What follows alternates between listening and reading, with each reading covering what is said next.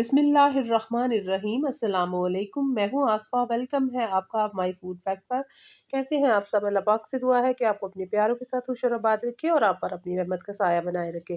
जैसा कि रमज़ानुल मुबारक है और बहुत से पकौड़े बनते हैं घरों में, तो आज मैं बना रही हूँ ऐसे क्रिस्पी पकौड़े आलू के, जो कि बहुत ही क्रिस्पी और बहुत ही फूले-फूले से बनेंगे। तो सबसे पहले उसके लिए मैंने ले लिए हैं 2 आलू। आलू थोड़े हमने बड़े साइज़ के लेने हैं और इस तरह से आपने कट कर लेने हैं। अगर आपके पास स्लाइसर हो, तो आपने उसकी मदद से लंबी वाली साइड से इसके स्लाइसेस कटिंग कर लेने हैं। तो ये आलू मेरे पास बड़ा है, इसको मैं दरमियान से कट करके तो इसके फिर स्लाइस करूँगी, क्योंकि उस तरह फिर बहुत लंबा स्लाइस हो जाना था। तो ये सारे स्लाइस बना के इसको पानी के अंदर मैं काट रही हूँ, फिर इसको अच्छी तरह से वॉश करके इसका जो सारा स्टार्च होता है आलू का, वो हम निकाल देंगे। स्टार्च निकालना बहुत ज़रूरी है, तो उसको निकाल के फिर इसको हम कपड़े पे खुश्क करेंगे। जो किचन का टॉवल होता है या फिर अलग से अगर आपने कपड़ा रखा हो, ये मैंने किचन का अलग से कपड़ा रखा हुआ है साफ़-सुथरा सा, तो इसके ऊपर मैं सारी चीज़ें खुश्क कर लेती हूँ। इसको आपने खुश्क कर लेना है, पहले मैंने धो के स्ट्रेनर में डाल के रख दिया था। तो उसके बाद आप इसको कपड़े के ऊपर डाल के अच्छी तरह से खुश्क कर लेंगे और फिर आप थोड़ी देर के लिए पंखे के आगे रख देंगे, तो ये आलू बिल्कुल ड्राई हो जाएँगे। आलू को ड्राई करना बहुत ज़रूरी है, अगर ड्राई नहीं करेंगे तो हमारे क्रिस्पी फ्राई नहीं होंगे। तो कुछ टिप्स एंड ट्रिक्स है वो भी बताऊँगी आगे चल के। तो यहाँ पर मैं कुछ मसाले ऐड कर लेती हूँ। तो सबसे पहले मैंने बेसन ले लिया है 1.5 कप के जितना। इसमें मैंने 4 बड़े चम्मच डाला है चावल का आटा, इससे हमारे पकौड़े जो हैं वो क्रिस्पी फ्राई होंगे। और यहाँ पर डाला है 1 चम्मच मैंने नमक का और 1 चम्मच मैंने चिली फ्लेक्स का डाला है। अगर आप सूरज मिर्च डालना चाहें तो वो भी डाल सकते हैं। और मैंने भुना हुआ ज़ीरा डाल दिया यहाँ पर और 1 चम्मच मैंने धनिये का डाल दिया, क्रश धनिया डाला है। अगर आपको पसंद हो तो डालें, वरना आप स्किप भी कर सकते हैं इसको। तो थोड़ी-सी मैंने भुनी हुई अजवाइन ली है, इसको मैं हाथों पे डाल के थोड़ा-सा मसल के डालूँगी। बहुत ही अच्छा-सा इसका टेस्ट आता है और इससे पकोड़े जो हैं वो डाइजेस्ट भी आसानी से हो जाते हैं और इससे इसका फ्लेवर बहुत अच्छा आता है। तो ये ज़रूर डालिएगा आप इसमें। अब सारे पाउडर मसालों को हम अच्छी तरह से मिक्स कर लेंगे। इसका बैटर जो है ये आपने बहुत अच्छा-सा बनाना है और आगे भी आपको टिप्स बताऊँगी जिससे पकोड़े क्रिस्पी बनते हैं। यहाँ पर आधा चम्मच हल्दी का डाल दिया है। हल्दी डालने से इसका कलर बहुत ही प्यारा-सा आता है, ये ज़रूर डालिएगा। आधा छोटा चम्मच मैंने हल्दी का इसमें ऐड किया है। अच्छी तरह से मिक्स करेंगे और नीम गर्म पानी से मैं इसको जो है ना बैटर को बना के रख लूँगी। थोड़ी देर के लिए इसको रखेंगे, जितनी देर आलू हमारे खुश्क हो जाते हैं, तो उसके बाद फिर हम इसको फ्राई करेंगे। ऑयल मैंने फ्राई के लिए पहले रख दूँगी, उसको अच्छी तरह से हम गरम कर लेंगे। तो ये देखिए जी, नीम गर्म पानी मैंने ले लिया है, इसको अच्छी तरह से बैटर को मिक्स कर लेंगे। बैटर हमारा ना तो बहुत ज़्यादा थिक होना चाहिए, ना बहुत ज़्यादा पतला होना चाहिए।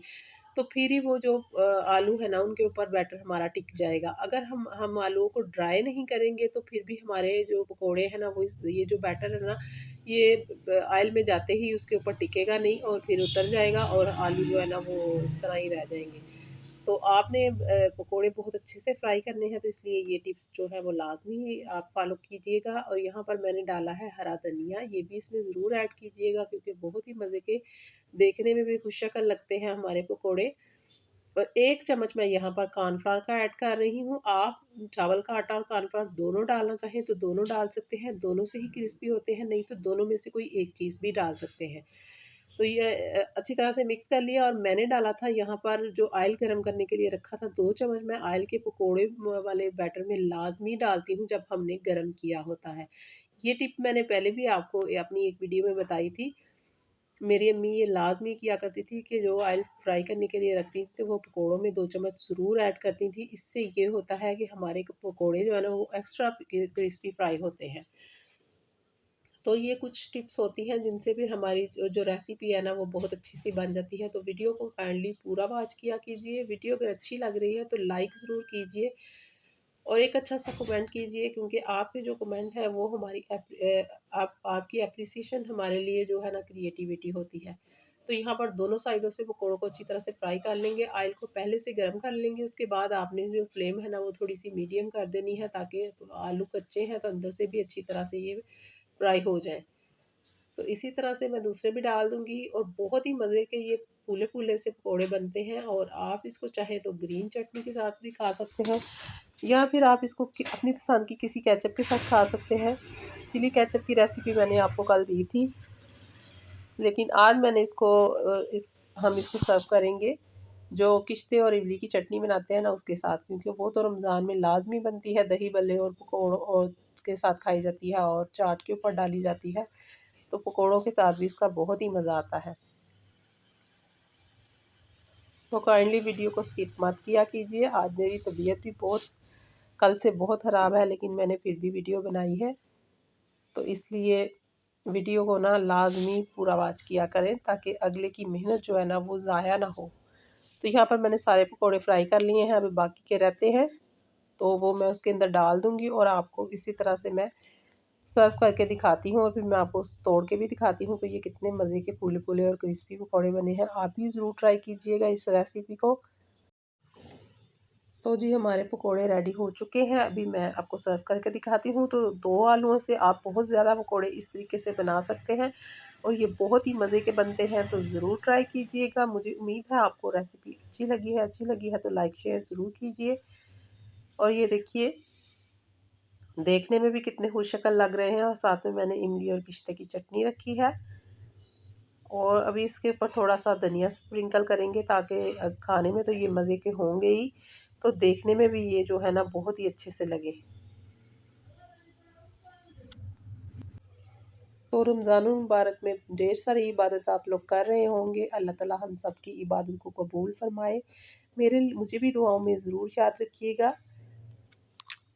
अल्लाह ताला से दुआ है कि हम सब के रिज़्क़ में अल्लाह ताला बेशुमार इज़ाफ़ा करे और अल्लाह ताला हमें हलाल रिज़्क़ अता करे, गुरूर से बचाए, आज़ी में रखे।